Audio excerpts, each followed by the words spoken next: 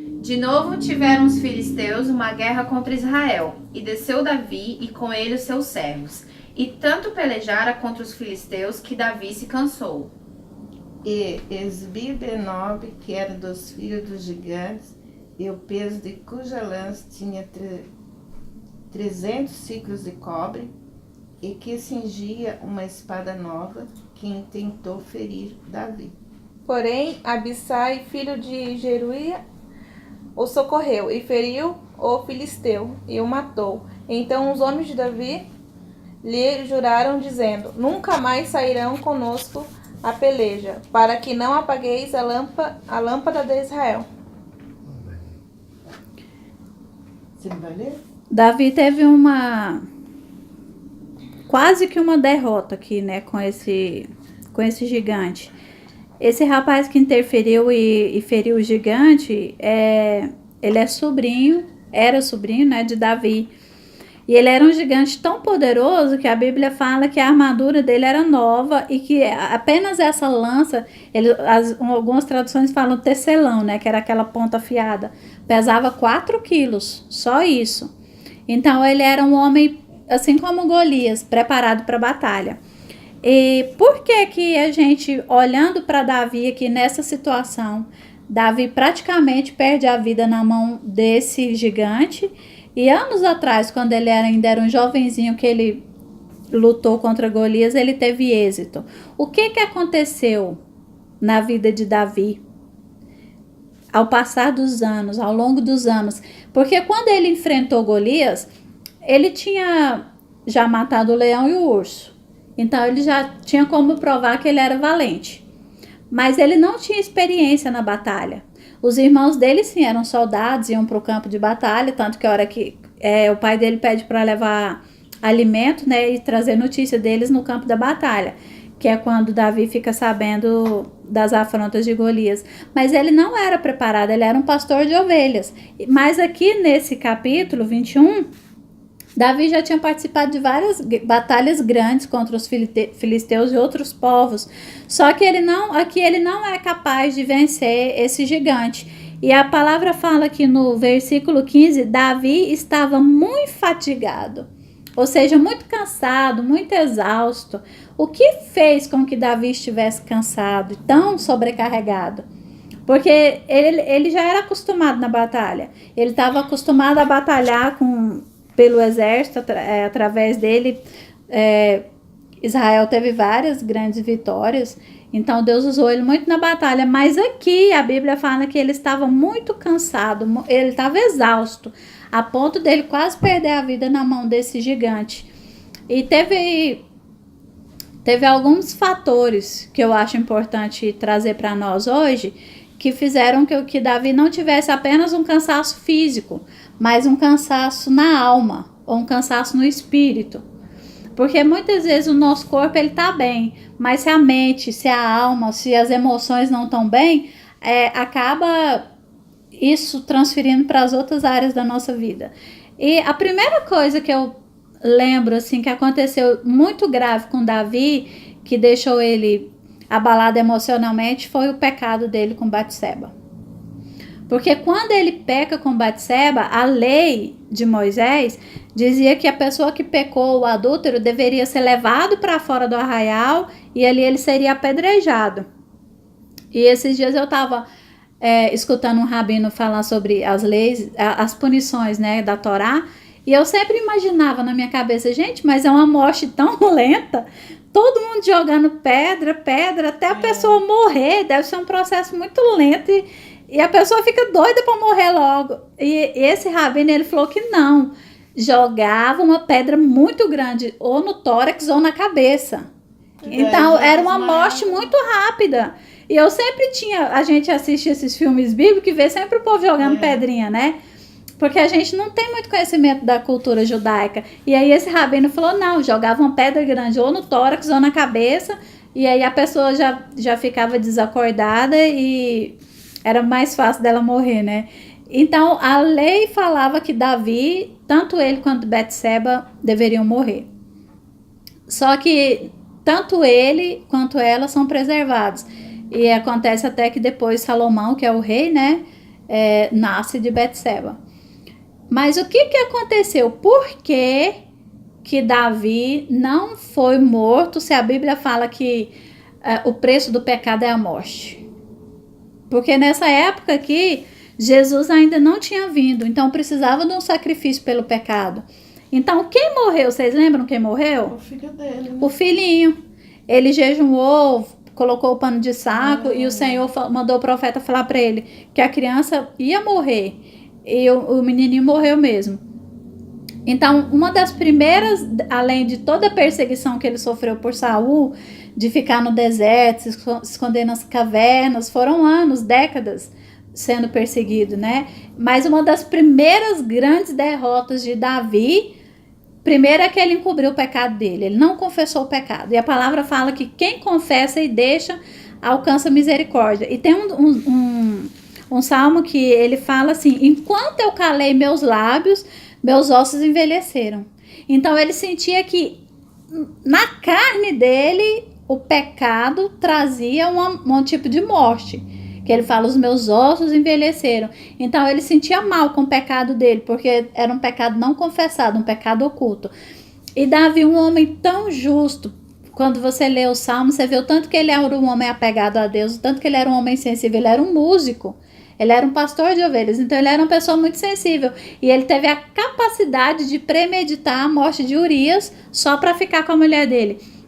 A gente sabe que Davi tinha 8 mulheres. E além das 8 mulheres, o tanto de concubina que ele tinha. Então ele não precisava, não era assim um impulso sexual que ele não aguentou. Não. Ele poderia chamar uma das esposas, ele poderia chamar uma concubina, ele não precisava, era tipo um pecado que ele poderia ter resistido, ele não precisava ter pecado com ela, e mesmo quando o servo volta e fala, ela é mulher de Urias, o heteu, mesmo assim, Davi não se convence, deita com ela e peca. E eu acredito que Davi não superou a morte desse primeiro filho dele, e ele não superou o fato dele ter traído a Deus. Porque, irmãos, você trair quem mais te ama é muito dolorido.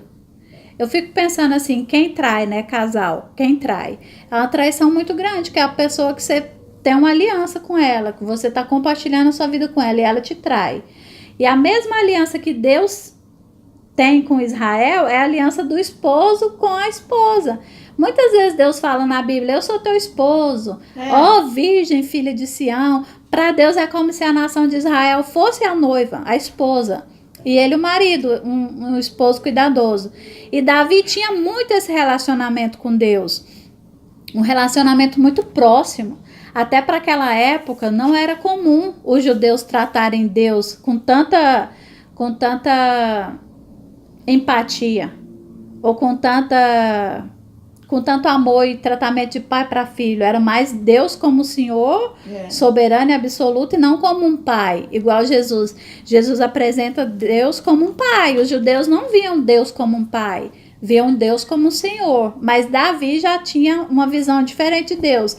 Era uma visão mais próxima, de filiação mesmo, de paternidade. E passado tudo isso, ele continua com Betseba, o marido dela morre e eles ficam juntos, né?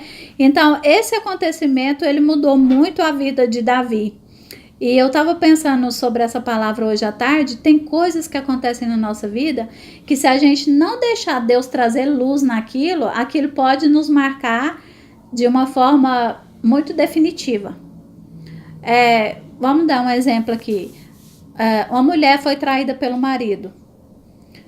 É uma traição muito grande. É algo muito que eu acredito que dilacera a sua alma. Que pode trazer para suas emoções um fardo muito pesado. Mas se você não deixa Deus trazer luz sobre isso, e o Espírito Santo mover naquilo e te curar, você fica um escravo daquela pessoa. A pessoa traída, ela vira um escravo do traidor.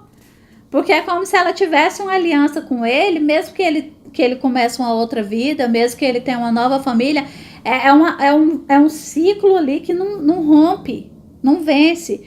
E é aquele ciclo, às vezes, assim, de amor e ódio. Eu não te deixo, mas eu não te perdoo, porque enquanto eu não te perdoo, você me pertence. A pessoa que não perdoa, ela acha que o outro deve para ela, mas na verdade não. Ela é escrava, porque ela é escrava da mágoa. Aquilo que o outro fez foi tão grave que ela não consegue lidar com aquilo e partir para o próximo nível. Mas ela continua sendo escrava daquele sentimento. A outra pessoa nem lembra que ela existe mais. Já viu pessoa que separa e só fala no ex? Tudo é o ex, sempre fala no ex, porque ela não foi curada ainda. Porque quando você perdoa, eu não acredito que Deus nos faz ter amnésia, mas eu acredito que Deus tira. Aquilo não te faz sofrer mais. E toda vez que você fala e aquele sentimento revive, você sofre de novo, é como se você estivesse revivendo aquela situação por milhares e milhares de vezes. Alguém te fez uma traição no trabalho, tirou uma vaga sua que você estava querendo, qualquer coisa, toda vez que você lembra daquilo, aquilo te traz dor novamente. Então eu acredito que Davi, ele traiu a Deus e ele não se perdoava, e ele guardou isso por muitos anos. E aconteceu um outro caso com Davi, o filho dele, o Aminon. A Bíblia fala que ele se apaixona pela meia-irmã dele. E ele com um amigo dele, um primo, esquematizam toda uma trama e ele se deita com a irmã, ele violenta a irmã. E a palavra de Deus fala que depois ele fica enojado dela e ele manda ela embora e ele expõe ela. Então todo mundo fica sabendo, foi uma vergonha muito grande. Então pro pecado de Aminon também era ser apedrejado. Êxodo e Levítico fala, se o homem forçar a virgem sem que ela queira, ela não morrerá, mas o rapaz que a forçou, o homem que a forçou, ele vai morrer, pena de morte. E não acontece nada com Aminon, fica por isso mesmo. Davi, no mínimo, poderia ter exilado ele. Porque Davi, Deus perdoou o pecado dele, mas a Bíblia não fala que Deus perdoou Aminon. Mas o irmão matou ele depois. Calma, gente, vai chegar lá. Aí o que aconteceu? Passados algum tempo, a hora que a poeira baixou, né, literalmente, Absalão prepara uma armadilha também, né? Você vê que eles estavam sempre com artimanha, sempre armando um para o outro. E aí Absalão prepara uma armadilha e convida esse irmão e ali ele o mata. E Davi, que não tinha feito nada, no caso da filha de Tamar, agora é diferente. Eu não sei qual pecado foi maior, se ele ter forçado a irmã ou Absalão ter matado ele. Não dá pra gente medir pecados, né? Mas só Deus pode julgar. Mas eu acredito que, no mínimo, ele deveria ter sido enviado para o exílio e não aconteceu nada. Mas com Absalão, que mata o irmão, ele vai para o exílio. E a palavra fala que ele fica ali por cerca de 2 anos na casa do avô materno dele. E a palavra fala que Davi sente saudades, que Davi passa o luto de Aminon e ele sente saudade de Absalão. Ele era um dos filhos preferidos. Provavelmente, se não tivesse acontecido tudo isso, provavelmente ele seria o novo rei de Israel. E Joabe gostava muito de Absalão e eles armam ali outra estratégia e traz ele de volta, né? Mas uma outra coisa que aconteceu quando Absalão volta para Davi, eles não falam. A Bíblia não fala que eles, chorou. Pai, você me perdoa, eu matei meu irmão, mas eu tinha que vingar minha irmã, você não fez nada, eu me senti desprotegido. Tamar, ninguém fez nada por ela, eu tinha que fazer alguma coisa, eu sou irmão dela. Não teve essa conversa. E muitas vezes na nossa vida acontece a mesma coisa. Alguém de dentro da nossa casa... Porque quem nos fere, gente, mais não é o estranho. Eu estava até comentando isso com uma pessoa ontem. Uma pessoa passa na rua e me chama de gorda. Gente, eu não tô nem aí. Não conheço. Eu te conheço? Não te conheço. Agora, se alguém do meu convívio fala sua gorda, aí é ruim. Ou sua feia, ou burra. E às vezes a gente fala essas palavras assim tão facilmente. Ah, você é burro. Ah, você é gordo. Ah, você é besta. Você é idiota. E não é o que a gente sente, mas muitas vezes, infelizmente, a gente empresta a nossa boca pro diabo. E eu falo muito pro Marcos Filho, antes de você liberar uma palavra, ela é sua. Mas quando você libera a palavra, ou Deus vai usar essa palavra para o bem, ou Satanás vai usar ela para o mal. Então a gente tem que ter muito cuidado e vigilância com aquilo que a gente fala. E muitas vezes na força da emoção, a gente fala coisas que a gente não queria falar. A gente se deixa levar, né? Fiquei irada. A Bíblia fala que Davi irou com Aminon. Irou, mas não fez nada. E muitas vezes a gente ira e fala coisas que você falou agora e no minuto seguinte você se arrependeu. Mas aí já é tarde. Você já partiu o coração da outra pessoa. Você já provavelmente abriu ali uma raiz de amargura. Alguma coisa que só Deus vai poder curar depois. Porque essas feridas na alma, principalmente mãe com filho, a gente comete muitos erros. De falar, às vezes comparar os filhos. Ah, seu irmão é melhor que você. Por que você não é igual fulano? A gente comete esses erros. Eu não, porque eu só tenho um filho. Mas eu já vi muita gente cometendo esse tipo de erro. Mas eu cometo outros erros. E assim, a gente como pai, a gente tem que ter muito cuidado com o que a gente fala pro filho. Porque você pode produzir raízes de amargura na alma do filho que você depois não é capaz de curar. Só Deus pode curar. E algumas raízes de amargura vão levar décadas E contamina, para né? ser curada. Raiz de amargura e contamina. A raiz de amargura é tipo um câncer. Contamina. A ciência já provou que todas as pessoas que foram muito feridas na infância, que tiveram situações de abandono, que se sentiram desprotegidas, que se sentiram humilhadas, elas são favoráveis a ter um câncer. E para a mulher, o câncer de mama. Contamina Porque muito. as emoções estão muito ligadas, muito próximo à mama, né? Então, espiritualmente, a gente entende que porque está perto. Mas pela ciência, eles já confirmaram que a pessoa que foi muito ferida, pessoa que foi rejeitada, que foi abusada, ela tem uma maior probabilidade de desenvolver algum tipo de câncer.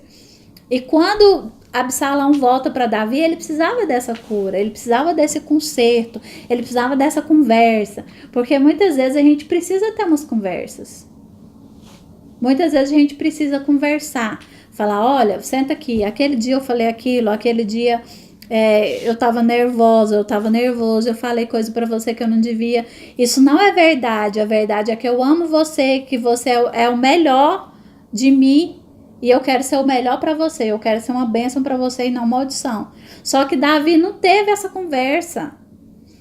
E ele era um homem sensível, é um dos homens mais sensíveis da Bíblia. Você vê os salmos que esse homem escreveu, não é qualquer pessoa que é como Davi. Tanto que a Bíblia fala que ele era um homem segundo o coração de Deus. Você vê a profundidade dos salmos, a riqueza com que ele descreve as coisas de Deus. Então ele era um homem muito sensível, mas ele não teve sensibilidade e nem tato para lidar tanto com a situação de Aminon e nem agora com a situação de Absalão. E Absalão vai trair Davi, vai tomar o reino, vai fazer um motim. E como eu disse anteriormente, a pior traição, o pior motim é dentro da sua casa, com aquele que você ama. Porque você espera a traição de qualquer lugar, né? A gente está preparado para ser traído. Jesus foi traído. Judas andou com ele 3 anos e o traiu. Então a gente está preparado para ser traído, mas a gente não espera que a traição venha de dentro de casa. E tem um salmo de Davi que ele fala: coloca uma mesa perante mim na presença dos meus inimigos. A gente come com o inimigo? Não. Davi estava falando que as pessoas que comiam com ele, provavelmente os filhos, as mulheres, talvez sobrinhos. Porque nessa época dos reis, eles faziam muito motim e matavam o rei para tomar o lugar do rei. Então, Davi sabia que muitas pessoas ali que estavam sentadas na mesa com ele, na verdade, queriam matá-lo. Então, coloca uma mesa perante mim na presença dos meus inimigos. Unge a minha cabeça e o meu cálice transborda. Mesmo que você esteja na presença dos seus inimigos, o cálice está transbordando na sua cabeça. O cálice, o óleo, simboliza o Espírito Santo. Você está cheio de Deus, mas ali, ó, seus inimigos estão ali. E Absalão, então, comete essa traição contra o pai dele. E olha só, mais um pecado sexual. Davi tem um pecado sexual com Batseba, um adultério seguido de uma morte. Aminon violenta a própria irmã e agora mais um pecado sexual que Absalão vai se deitar com as mulheres, né, no terraço ali para todo Israel ver. Ou seja, uma depravação a nível nacional, foi para todo mundo ver. Mas isso foi uma profecia que o Senhor falou: aquilo que você fez nas escuras, aquilo que você fez na surdina, farão contra você às claras. É a consequência daquilo que a gente faz. Muitas vezes, eu até falei isso aqui a semana passada, a gente não pensa nas consequências. A gente simplesmente peca e aquele pecado é como uma sementinha. Você plantou uma semente só. Só que essa semente, quando ela produzir, vai dar o quê? Uma árvore. E essa árvore vai dar muitos frutos. Então, Davi colheu frutos amargos desse adultério e esse assassinato que ele cometeu com essa mulher. Então, Davi tinha um sério problema para resolver suas questões emocionais. E então, Davi foge dali, a Bíblia fala que ele foge descalço, que ele põe o pano de saco, né, a humilhação.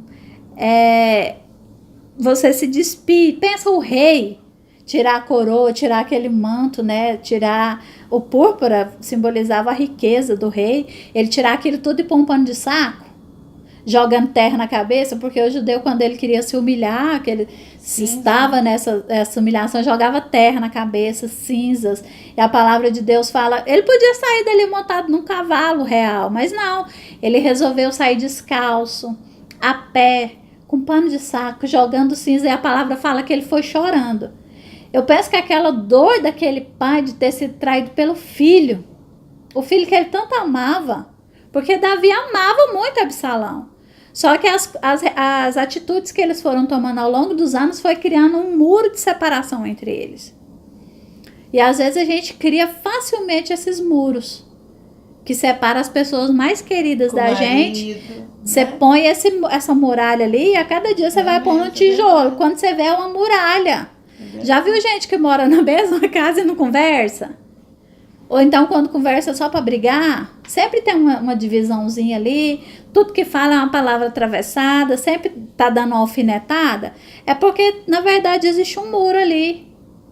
Em vez da pessoa conversar, da pessoa trazer cura, acertar aquilo, ela prefere pôr essas pedras e fazer essa muralha grossa. Todo mundo que vê de fora pensa que tá tudo bem, mas a muralha tá ali. E foi a muralha invisível que Davi construiu com Absalão. E agora essa muralha tornou-se intransponível, porque Absalão vai morrer.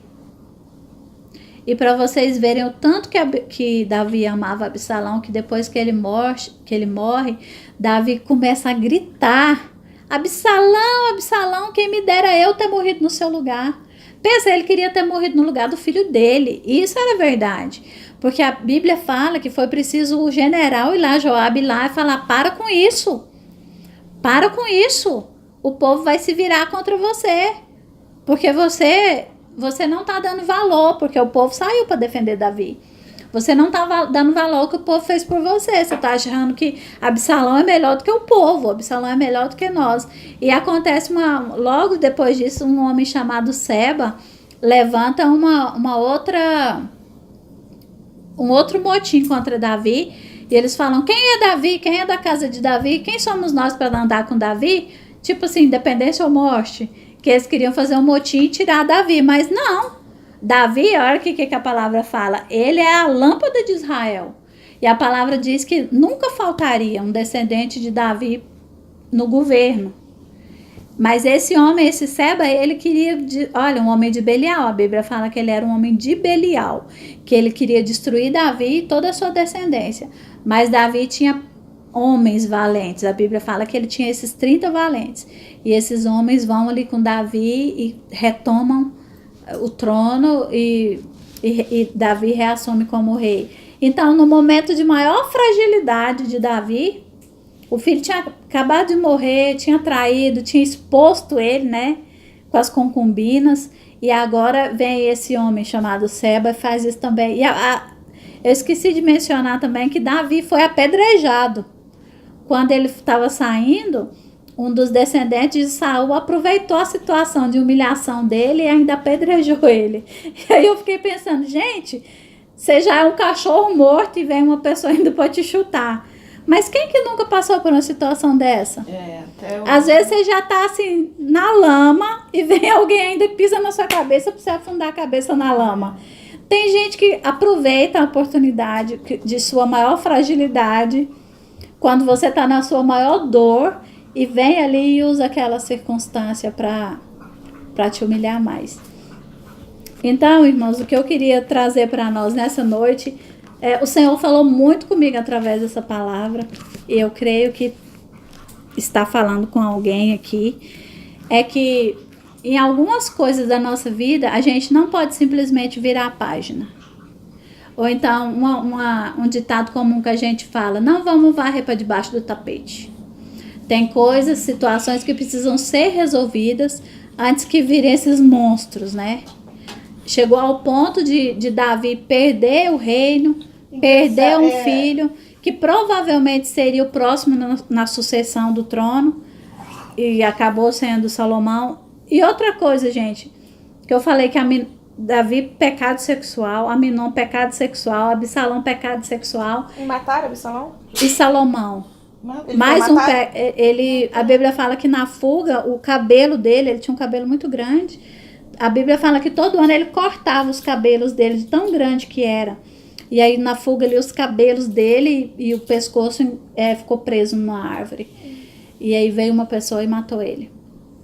E Salomão, voltando, Salomão, mesmo pecado, se corrompeu, caiu na idolatria. Um homem também muito sábio, escreveu várias coisas que estão na Bíblia, mas se corrompeu, caiu na idolatria por causa de mulheres. Então, Davi começou uma situação de pecado sexual e sucessivamente os seus filhos vieram cometendo o mesmo tipo de pecado.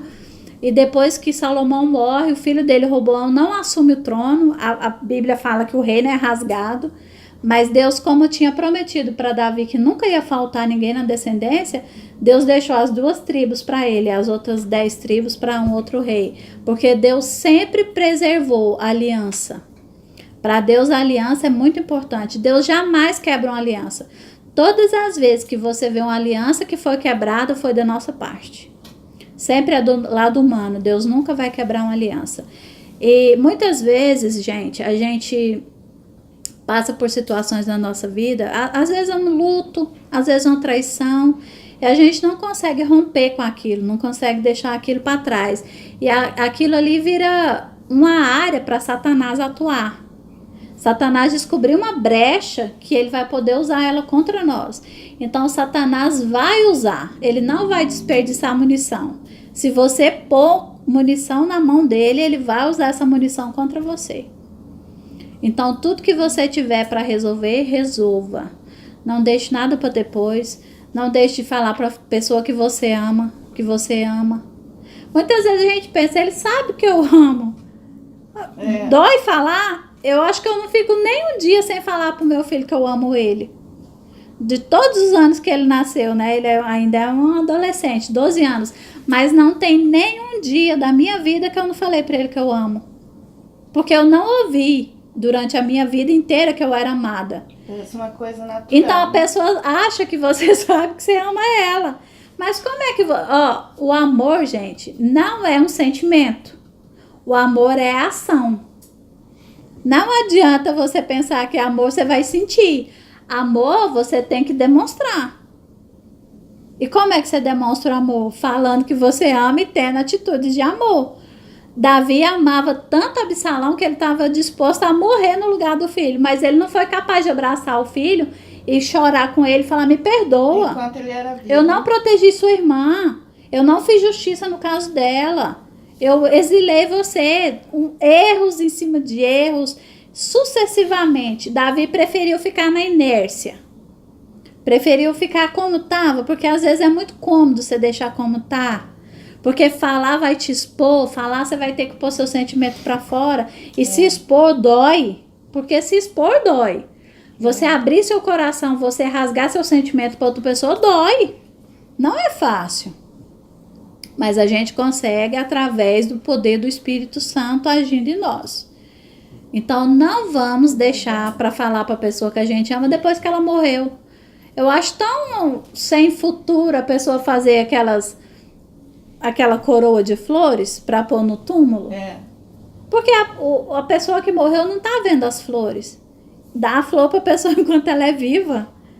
Se você for ver o tanto de buquê que uma coroa daquela dá, você pode dar flor uns 15 anos para a pessoa. Então leve flores, dê chocolate, fala que você ama, abraça. É tão bom você abraçar. Gente, e abraço é de graça. Finalizar abraçando aqui então. Abraço é de graça, falar que ama é de graça, demonstrar carinho é de graça. Tem muita coisa de graça que a gente pode fazer para fazer a vida do outro ser melhor. É. Amém? Amém. Mas